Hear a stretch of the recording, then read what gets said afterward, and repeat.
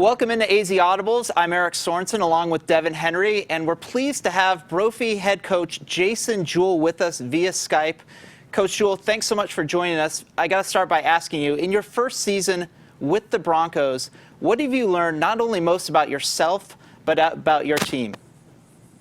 Well, the first thing I learned is being a head coach is very difficult. Being a longtime assistant, I have a much more respect for Coach Bell and Coach Epley, the guys that I worked under for all of those years. It's a lot different. I think it's more managing than it is actually coaching. I'm just used to coaching the offensive line, so it's a little bit different for me. But as far as our football team, you know, it's really, if you can get the kids to buy in, they'll do just about anything for you.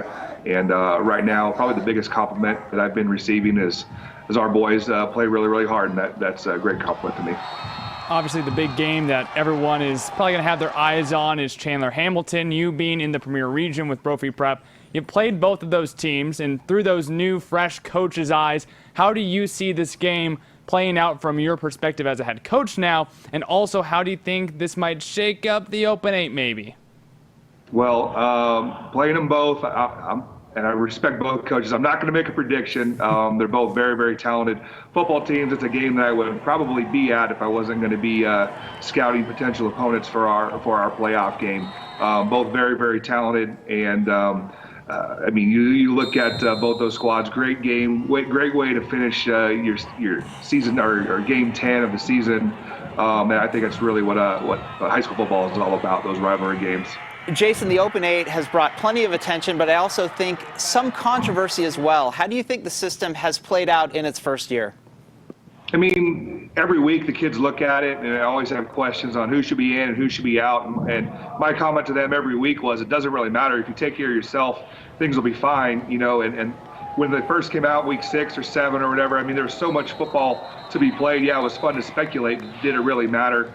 You know, this week, you know, we'll see really what's going to happen, you know, and how it really pans out to see if the teams that everyone thinks are the top 8 really do end up making it. Jason, I appreciate the time. Best of luck wherever you end up in the playoffs next week. Thank you. I appreciate you guys. Now let's head out to Saguaro High School, where Sandy Charles is standing by with a SaberCat assistant coach who is making an impact both on and off the field.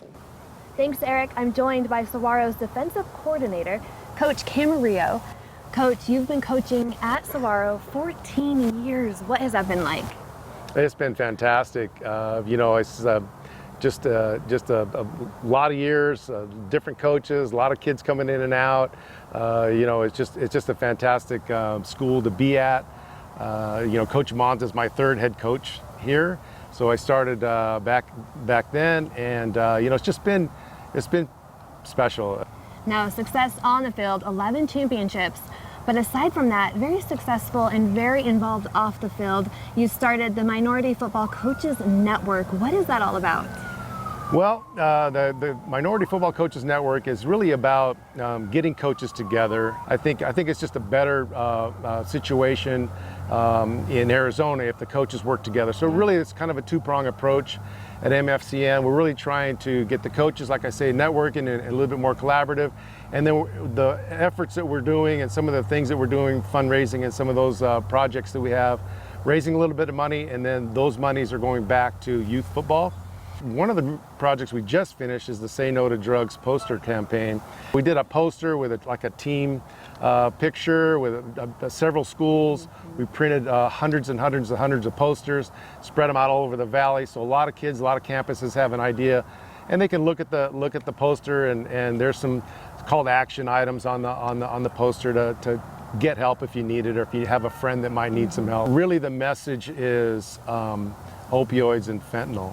And you know, I've been reading about it and hearing about it for a long time, and it's very, very dangerous. And a lot of these kids just don't know how dangerous, particularly fentanyl, can be. So don't even try it. And then there's a way to reach out to somebody and get some help. Awesome. Yeah. Thank you so much, Coach. Thank you. Eric, we'll send it back to you in the studio. Thanks so much, Sandy. Coach Cam and coaches around the valley making a big impact in our community. That's AZ Audibles for this week. Don't forget, the playoff brackets are going to be released on Saturday. Keep it right here to Sports 360 AZ all weekend for all the latest news.